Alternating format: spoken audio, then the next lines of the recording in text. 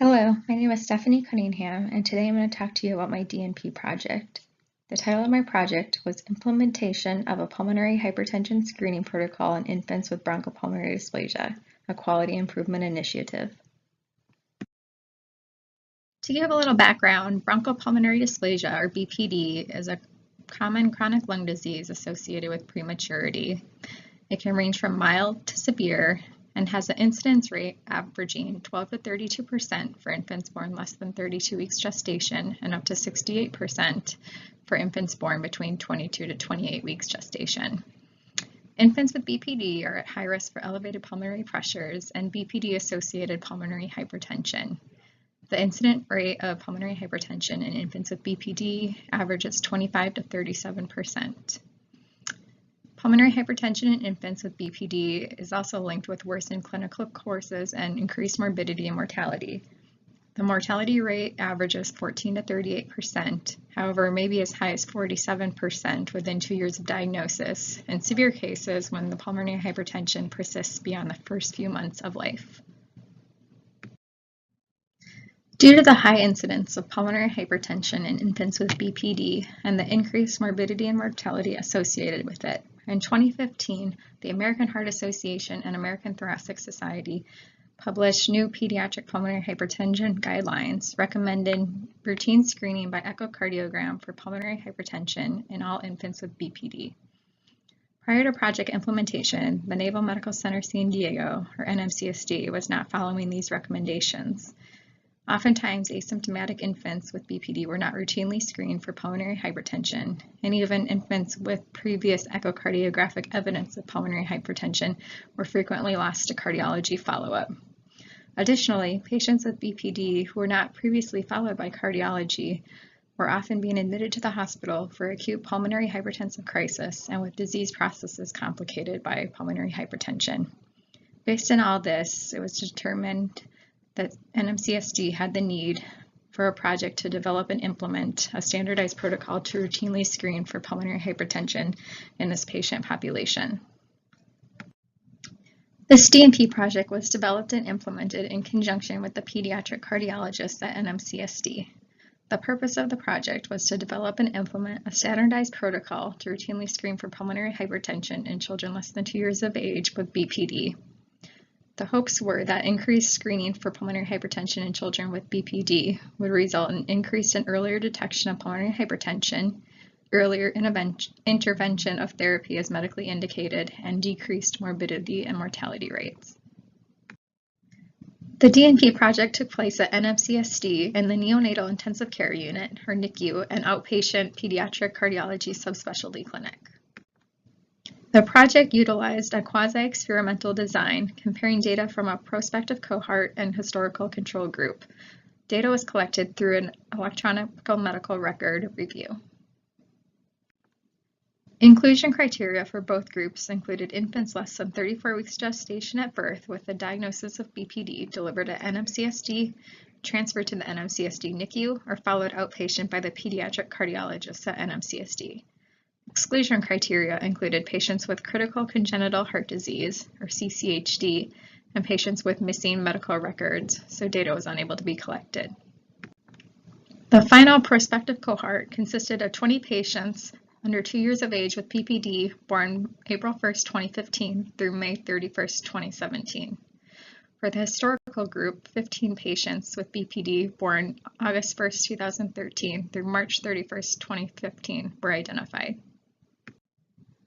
The newly developed preterm infant pulmonary hypertension screening pathway can be seen on the right-hand side of this slide.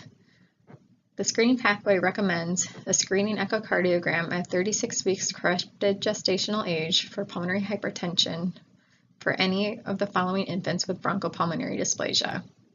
All infants with severe prematurity, defined as less than 26 weeks, all infants greater than 26 weeks and less than 34 weeks gestational age with one of the following: persistent or progressive need for higher levels of respiratory support, not weaning consistently from oxygen, have oxygen needs disproportionate to their degree of lung disease, episodes of desaturation or cyanosis, severe feeding dysfunction, poor growth, or persistently elevated PaCO2 levels. For those above populations and the patients meeting criteria, routine screening echocardiograms are recommended at 4-month intervals during the first year of life and in 6-month intervals during the second year of life, or more frequently as clinically indicated. The protocol was developed and implemented at NMCSD over a 4-month period from January 2017 through May 2017. Patients under 2 years of age with BPD were identified in the NICU throughout the implementation phase and through an extensive EMR review of patients with the BPD ICD-9 code. A pulmonary hypertension clinic for children with BPD was established on Thursday afternoons in order to complete routine echo screenings. Inpatient echo screenings were completed on eligible preterm infants in the neonatal intensive care unit. Outpatients identified for screening were contacted and brought in for screenings in the outpatient pediatric subspecialty clinic. Data for the prospective cohort and historical control group was collected through an extensive EMR review. Additionally, data for the prospective cohort was collected in real time throughout the implementation period of the project as echocardiograms were completed. Data collected included date of birth, gestational age at birth, presence of CCHD, date of inpatient and outpatient echoes, presence of echocardiographic evidence of pulmonary hypertension, any documented treatment of pulmonary hypertension, and if patient was lost to cardiology, follow-up within the first 2 years of life. A password-protected Excel spreadsheet was kept on a secure computer and was used to organize and manage the collected data for each group. Descriptive statistics were used to evaluate the collected data, make comparisons between the historical group and prospective cohort group, and to determine the impact of implementing a standardized pulmonary hypertension screening protocol at an MCSD for patients with BPD.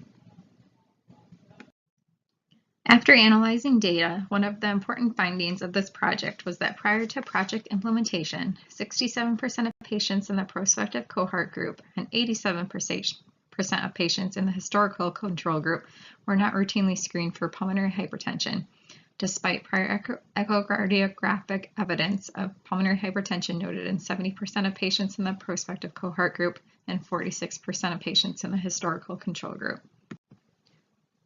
This demonstrates the need to have a protocol in place to routinely screen for pulmonary hypertension every 4 months during the first year of life and every 6 months during the second year of life. Of patients in the prospective cohort group who were previously lost to cardiology follow-up, 30% were able to be recaptured and screened for pulmonary hypertension per protocol after project implementation. Additionally, 5 patients were admitted to the NICU during the project implementation period that met protocol for pulmonary hypertension screening. Out of these 5 patients, 100% of eligible patients were screened per protocol. Although it is difficult to determine the impact of the project on the identification of pulmonary hypertension in infants with BPD, 50% of patients in the prospective cohort group had echocardiographic evidence of pulmonary hypertension after 36 weeks post-menstrual age compared to 27% of the historical group. This may be related to increased screening practices. However, a larger study and a longer time frame is needed to determine this for sure. Of patients in the prospective cohort group diagnosed with pulmonary hypertension, 46% had chronic pulmonary hypertension requiring long-term medical treatment compared to 33% of patients in the historical control group. Long-term medical and treatment included the use of oxygen and medications such as sildenafil and bosentan. It is difficult to determine if the use of the protocol increased early identification of pulmonary hypertension in this patient population. However, looking only at echocardiograms completed after 36 weeks post-menstrual age, 50% of patients in the prospective cohort group first had documented evidence of pulmonary hypertension between 37 to 43 weeks post-menstrual age and 50% between 5 to 9 months of life. This is compared to 100% of patients in the historical control group with first documented evidence of pulmonary hypertension between 5 to 9 months of life. Table 1 includes characteristics of eligible patients in the prospective cohort and historical control groups. The information included is includes whether the patient was inpatient or outpatient, their estimated gestational age, and if they were delivered at NMCSD or transferred into NMCSD. Please review the data. Data Table 2 discusses patients lost to cardiology follow-up. Of the prospective cohort group, the patients admitted to the NICU during the implementation period was a total of 5. Of these patients, 0% were lost to follow-up. 15 patients less than 2 years of age with BPD were identified outpatient. Of these patients, 66.7% were previously lost to cardiology follow-up. Of those patients, 30% were recaptured. The reasons for patients not being recaptured are also listed in the table.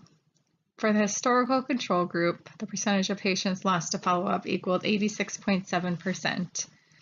Of those patients, 46% had pulmonary hypertension, 84.6% remained eligible for care at NMCSD, and 15% were lost to follow-up due to relocation. Table 3 reviews the incidence of pulmonary hypertension for both the prospective cohort and historical control group. Please review the data. This project reiterated the high incidence of pulmonary hypertension in both the prospective cohort and historical control groups, and demonstrates the continued need for routine screening in patients with BPD. The implementation of the protocol improved screening practices by ensuring eligible patients were identified and routinely screened per protocol, and also helped to recapture patients previously lost to cardiology follow-up who should be followed. It is believed that through the implementation of the protocol, there may be an increase in earlier detection of pulmonary hypertension in infants with BPD, although a larger sample size and longer study is needed to know for sure. It is important to routinely screen for pulmonary hypertension in infants with BPD, including those who are asymptomatic, so they can be properly monitored and managed. Oftentimes, undiagnosed pulmonary hypertension in infants with BPD can significantly increase morbidity and mortality with common respiratory viruses and other illnesses. Therefore, it is important that pulmonary hypertension be closely monitored for and managed. Multiple barriers were identified during the project implementation period. Pediatric patients receiving care at NMCSD are military dependents of active duty service members. This means there's often frequent moves due to permanent change of station, which interrupt continuity of care, or when the service member retires or separates from active duty, the children are no longer eligible for care at NMCSD. Additionally, multiple children enrolled in the project were born outside the United States, and it was difficult to obtain their medical records for data collection. Barriers were also faced when trying to schedule families to bring in patients for outpatient appointments. Families were difficult to reach and often did not keep appointments that were scheduled. Many families were hesitant to bring the patient in for routine pulmonary hypertension screening because they believed the patient was asymptomatic and they were not worried. Multiple limitations were identified during this project. The small sample size available for data analysis was related to the low NICU patient census during the implementation period, as well as the difficulty to recapture patients previously lost to cardiology due to change of station moves and change of insurance. The small time frame for implementation also made it difficult to collect a large amount of data on the patients that were followed. Additionally, a lack of quality research and best practice recommendations available to develop the pulmonary hypertension screening protocol may have resulted in a protocol that did not capture all patients with BPD who should be routinely screened. Despite the limitations, the Pediatric Cardiology Department felt that the protocol has value at NMCSD and plans to continue to routinely screen for pulmonary hypertension in children less than 2 years of age with BPD. Another future recommendation is to complete a similar study at a larger medical center with a larger sample size over an extended period of time to gather more data. This concludes the presentation on my DNP project. References are included on this slide. Thank you for listening.